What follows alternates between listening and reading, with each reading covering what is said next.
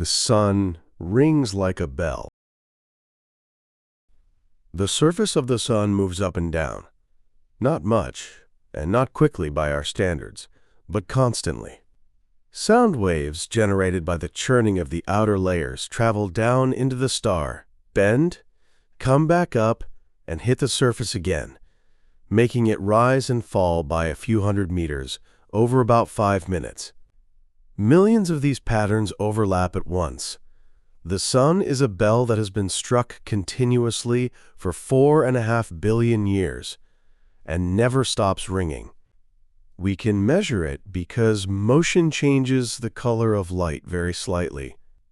By watching the whole disk and tracking which parts are coming towards us and which are going away, the entire pattern of vibration can be separated out. This is the only way we have of seeing inside.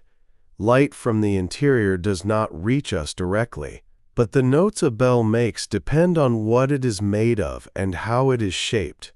And the same is true here. This is how we know where the churning outer layer stops, how fast the deep interior turns, and what the temperature is at the core. It confirmed the core temperature to within 1%, and that mattered a great deal for the next thing on this list.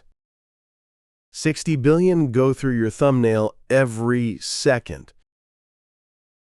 Fusion in the core produces particles called neutrinos. They interact with matter so weakly that they leave the sun immediately, straight out through 500,000 kilometers of dense plasma as if it were not there.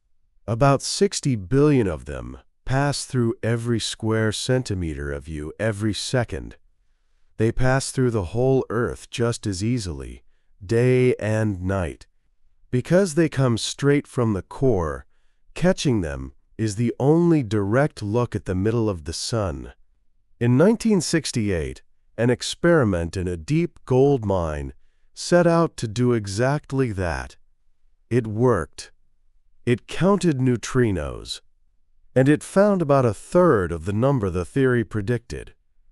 That gap lasted more than 30 years.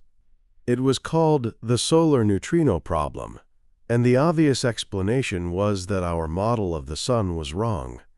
The vibration measurements in the previous fact are part of why that explanation had to be abandoned. The model of the sun kept passing every other test. The answer, confirmed around 2002, was that neutrinos change type on the way here, and the early experiments could only see one of the 3 types. The sun was fine.